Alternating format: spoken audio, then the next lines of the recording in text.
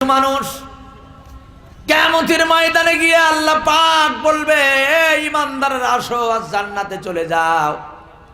একজন এসে বলবে, আল্লাহ আমার কাছে দুনিয়াতে ঈমান ছিল কতটুকুন, বলে বিশাল ঈমান।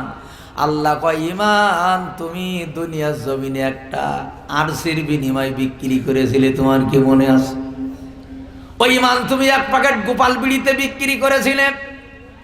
ওই ঈমান তুমি নির্বাচনের আগে একজনের কাছে বিক্রি করে দিয়েছিলে। পাশার পরে দুটো বাড়ি মেরেছিল আর তুমি বলেছিলে, স্যার আমি এই দল করি, স্যার আমি এই দল করি। তোমার ঈমান তখন ছিল না। এই ঈমান দিয়ে আমার জান্নাতে যাওয়া যাবে না। আর শিশি ডালা ফিরাসিরির মতো আল্লাহর রাস্তায় যারা ঈমানের বলে বলিয়ান ছিল, আল্লাহ বলবে তোরা জান্নাতে যা, তোদেরকেও বাধা দেবে না। যাদের জবানে একটাই ডায়লগ ছিল, বিড়ালের মতো 500 বছর বেঁচে থাকতে চাই না, সিংহের মতো 1 ঘন্টা বেঁচে থাকতে চাই, হাসতে হাসতে জীবন দেব, রাষ্ট্রপতির কাছে জীবন ভিক্ষা চাওয়া হবে না। এটার নাম তো ঈমান। বদরের যুদ্ধ ইসলামের প্রথম যুদ্ধ।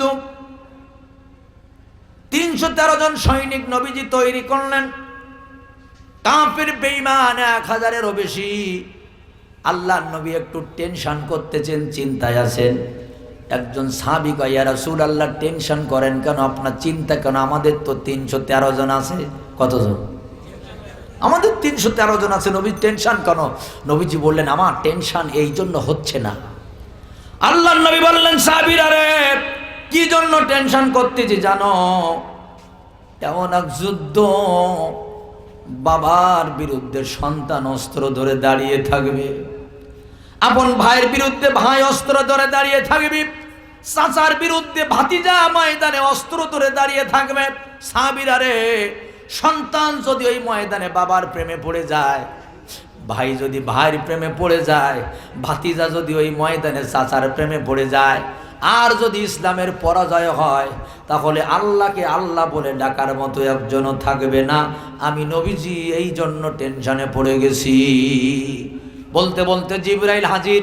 ইয়া রাসূলুল্লাহ, হাবিবাল্লাহ, আয়াত তো নাজিল হয়ে গেছে, বালা ইন তাসবিরু ওয়া তাত্তাকু ওয়া ইয়াতুকুম মিন ফাওরিহিম হাযা ইমদিদুকুম রাব্বুকুম বিখামসাতি আলাফিম মিনাল মালাইকাতি মুসাওবিমিন। জোরে কোন আল্লাহু আকবার।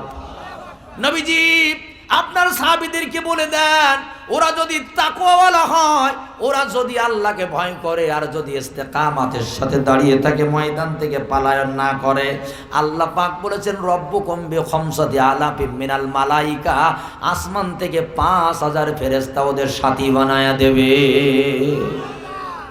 কয় হাজার ফেরেশতা দিবে?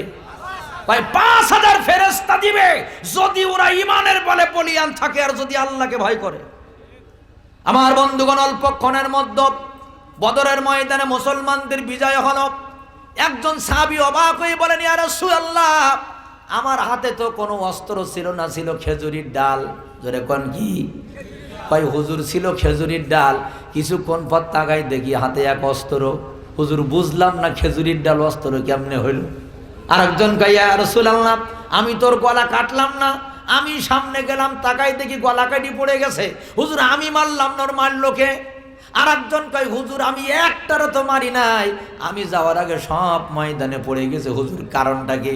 আল্লাহর নবী কয়, সাহাবীরা রে, তোমরা ওই ময়দানে ঈমানের পরিচয় এমন দিয়েছ, তোমরা যে ইস্তেকামাতের সাথে শিশিডালা ফিরাসিরির মতো ঈমানের উপর ইস্তেকামাত ছিলে, আমার আল্লাহ তোমাদের ঈমান পছন্দ করেছে। এই জন্য তোমরা আসার আগে ফেরেশতারা এসে বিজয় তোমাদের দিয়ে দিয়েছে।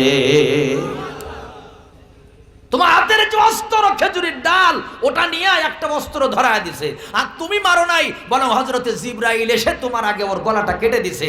কারণ তোমাদের ঈমানটা আল্লাহর কাছে পছন্দ হয়ে গেছে। সুবহানাল্লাহ। আমার বন্ধুগণ, সুতরাং আল্লাহ রাব্বুল আলামিন আমাদেরকে যে মেসেজ দিলেন যে ফায়াকতুলুন ওয়া ইকতালুন, এ মুসলমানেরা, তাদের জান আর মাল আমি টাকা দিয়ে জান্নাতের বিনিময় কিনবো যারা মারে এবং মরে। তুমি বিনা কারণে কাউকে মারতে পারবা না, মারতে পারবা